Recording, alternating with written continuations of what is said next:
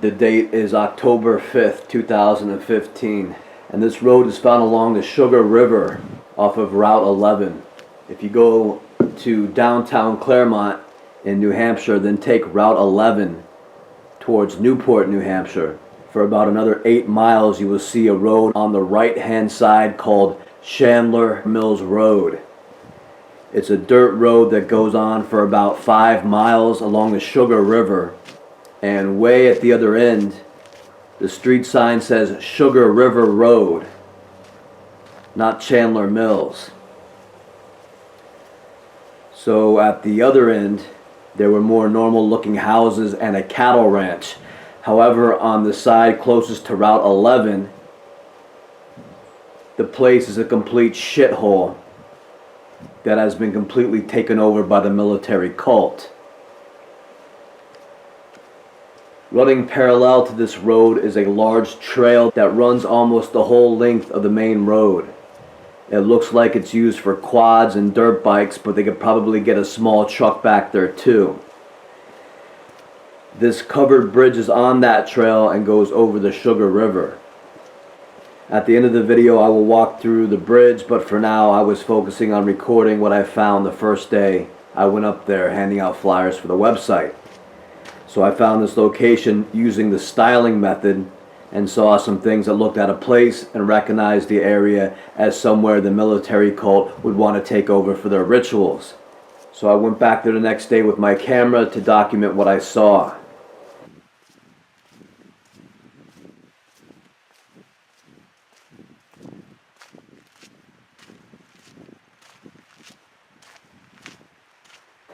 And as you can see, running parallel but lower than the main road is this large trail. Okay, now I'm about a mile farther up the main road. There was a short stretch where the dirt trail connected back to the main road, but quickly another trail opens up on the right hand side, obviously large enough for trucks.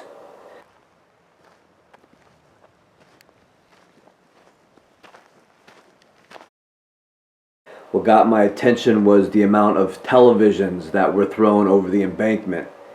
I saw a lot of garbage along the river, but there were dozens of televisions, way too many in one short stretch of embankment not to mean something important.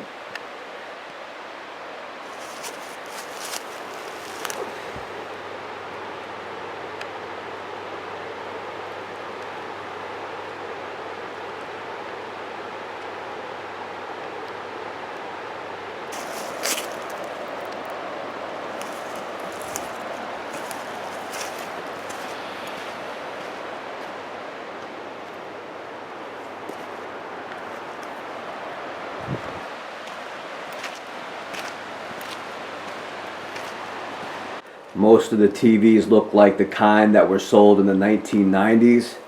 However, there were some older ones too. Then I noticed later while looking at this footage that many, if not all of these televisions were missing their cords.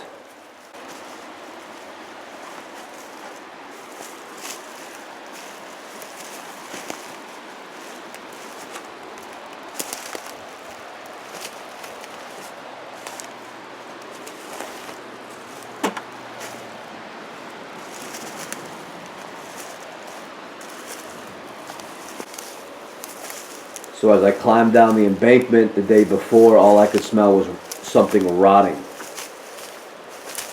So I had dumped out the plastic bags that I saw there, and inside were rotting deer hides and deer bones inside these plastic bags, heaved over the side of the embankment, along with everything else they wanted to get rid of. So this shed some light on why the cult would want to live close to rivers such as this, because it would be easy to throw whatever they wanted to get rid of into the water or use the river to clean themselves up with after their ritualistic messes. So of course the cult just got used to throwing everything into the water.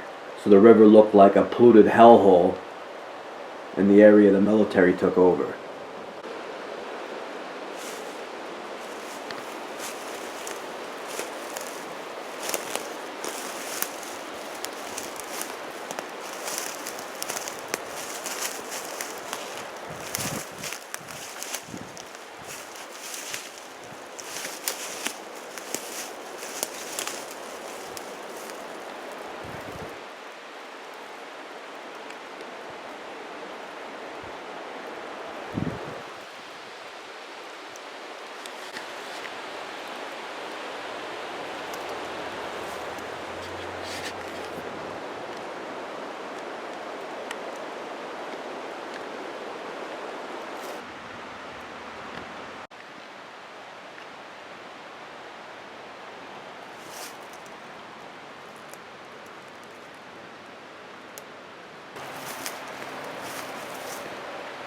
And let me mention that this is not a common sight for the rural areas of New Hampshire.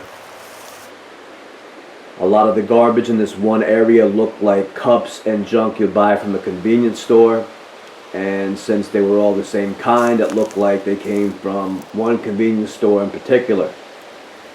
There were also many fast food wrappers found along the road and along the embankment, and knowing this was an extremely rural area left me with one impression. This was the garbage left over by whatever scumbag military personnel happened to be working at that time, playing lookout or police in this area for the cult.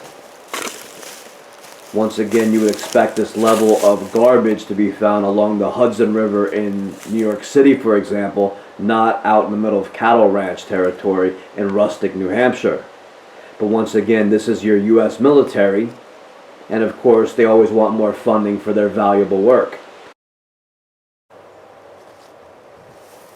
A little ways down the Sugar River Road and found on the left-hand side is an entrance to what appeared to be a hiking trail.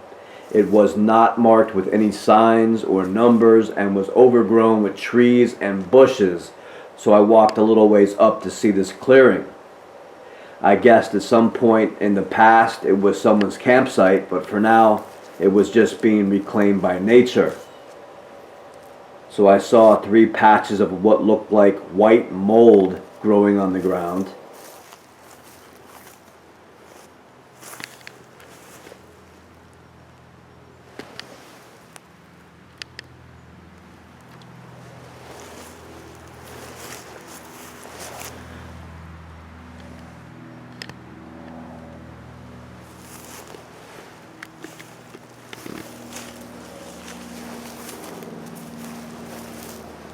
Then I saw another little trail leading into the woods and witnessed a disturbed looking scene. Someone nailed a wooden board between a 2x4 and a tree and obviously had been using it for target practice because there were bullet holes in it.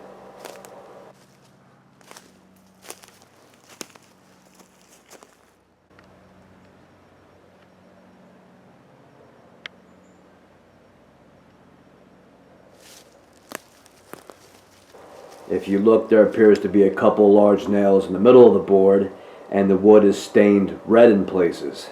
There's also this log placed suspiciously in front of the target.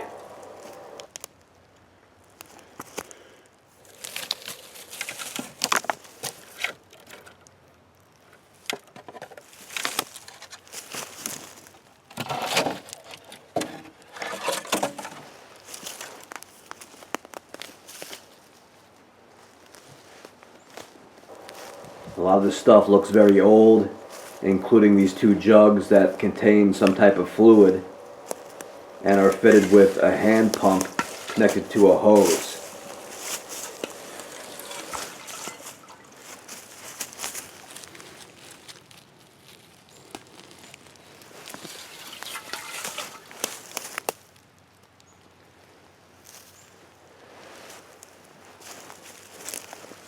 There are also 3 large batteries in the area, 2 car batteries, and a battery for smaller vehicles. So I started thinking about all those TVs found in the immediate area, most seeming to be without a cord, and I guessed that maybe cult members were out in the woods at a campsite such as this, hooking those televisions to car batteries. So this probably took place back in the 80s and 90s, so they could watch certain videos out in the woods. And why would the cult go to all this trouble to watch TV out in the woods? Why would they need to repeat this process over and over again with dozens of TVs? Maybe because they were showing snuff films and forcing others, like children, to watch snuff films to intimidate, control, and program them. Another use of the large batteries for military use was to electrocute and torture prisoners of war. Anyway, I don't know how long a TV would last hooked up to a car battery out in the woods. In any case, they needed dozens of TVs over the years, which they then threw over the side of the embankment directly across the street from this campsite.